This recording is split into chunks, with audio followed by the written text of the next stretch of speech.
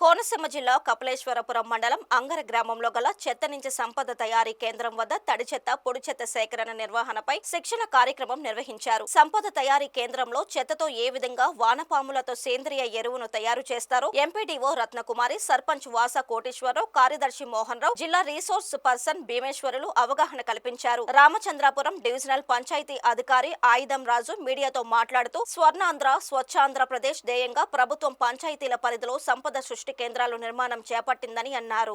ఈరోజు కపిలేశ్వరపురం మండలం అంగర గ్రామ పంచాయతీలో ప్రత్యేక శానిటేషన్ ప్రోగ్రాంలో భాగంగా ఇక్కడికి హాజరవడం జరిగింది. గ్రామంలో మండలంలో ఉన్న అందరు పంచాయతీ కార్యదర్శులు మరియు ఇక్కడ ఉన్న అందరూ SWPC షర్ట్స్లో పనిచేసే గ్రీన్ అంబాసిడర్స్ అందరినీ ఇక్కడ శిక్షణ ఏర్పాటు చేయడం అయింది.